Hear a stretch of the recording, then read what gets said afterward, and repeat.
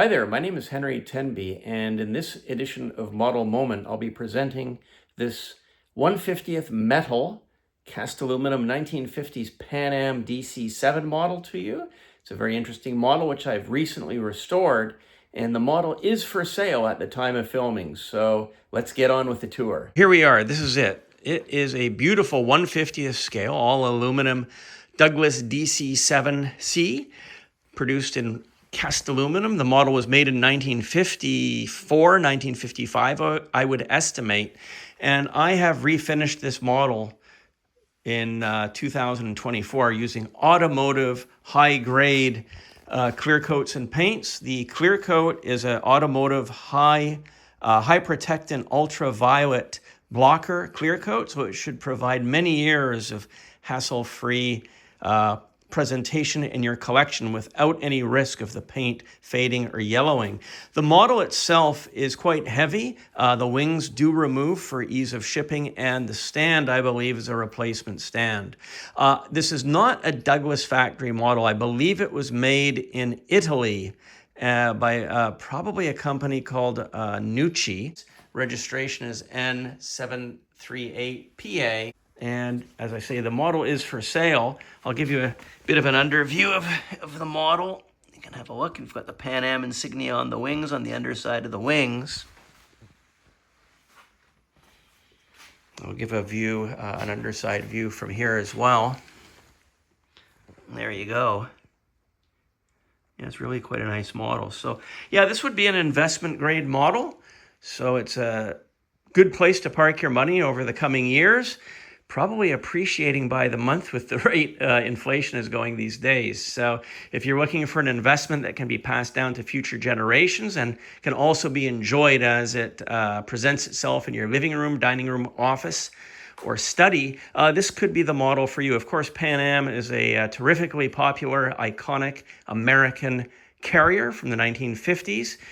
They ceased, I think they went out of business in the early 1990s, so the brand has been gone for a long time, but it's still very much well respected around the world as one of the most familiar brands. And Pan Am, you can't go wrong with a Pan Am, Pan American investment. So yeah, it's a very, very nice model.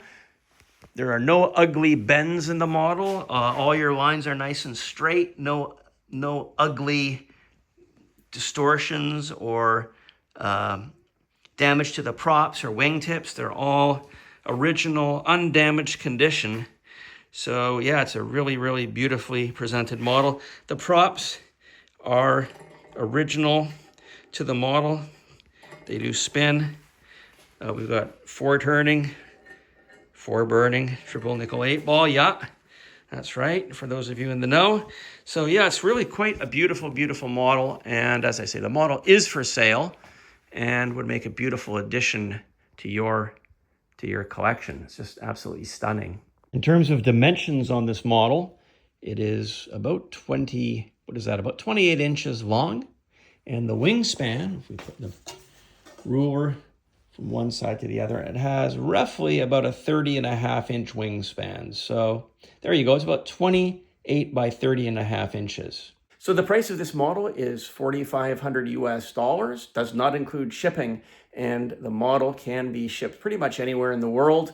Of course, more costly outside of North America than within North America. I think the shipping costs within North America would be in the region of $200. If you're interested in more information on this model, feel free to send me an email. My email is henrytenby@gmail.com.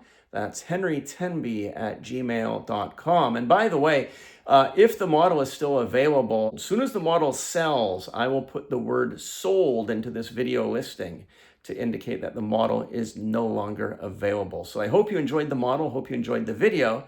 And again, if you have any questions, don't hesitate to contact me. Thanks for watching. So here's a bit of a telephoto view of the model, just to give you an indication. A bit of a zoom in effect here on the model, on the stand. Yeah, the lines are just gorgeous, aren't they? Absolutely stunning. And yet another view, looking good. So you can see the lines on the model. All the wings are where they should be. We've got no bends. Everything's just absolutely gorgeous and plumb on this model. Nice and straight. Looking quite fantastic. if I dare say so. And last but not least is the 3/4 rear view by video. Imagine if we're in a chase plane doing air-to-air photography and we're approaching the aircraft from the rear and we're about to do some air-to-air photo work. Isn't that looking cool? I love the Pan American meatball scheme. It's absolutely stunning. Just gorgeous.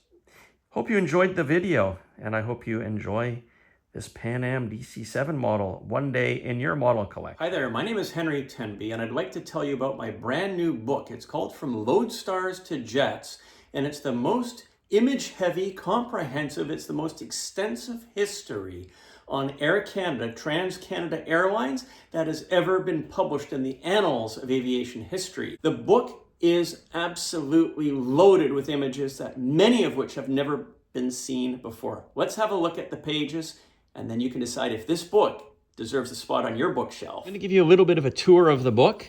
Isn't that gorgeous? It is printed on 105 GSM paper, so it's super high quality paper.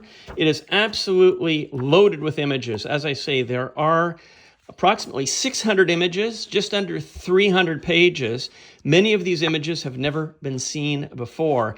And the stories that are within these pages, many of them have long been forgotten. And it is information that is absolutely fascinating relating to engineering and fleet planning and fleet development issues at Trans-Canada Airlines. Look at that Viscount wing structure design, feathering system. We've got a section on the Bristol Freighter, some face changes around TCA engineering, and then sections on the Connie. Models make moolah, of course, for you aircraft model fans. Whole sections on the Connie North Star. There we go, engineering department, 1950. Fabulous shot taken at, where's this, Cartierville. Absolutely gorgeous.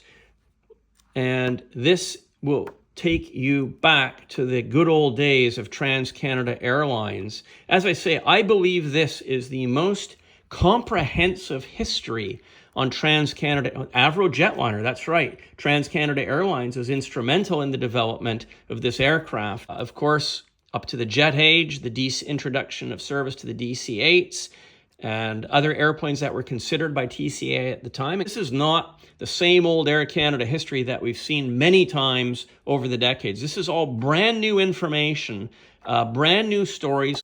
I've posted a link in the upper right-hand corner of this video that'll take you to the book information and order page. Also, I should point out that time is of the essence. Limited production on these books. Once they're sold out, they're probably sold out forever. And I hope you will enjoy the book as much as I enjoyed putting it together. Thank you very much.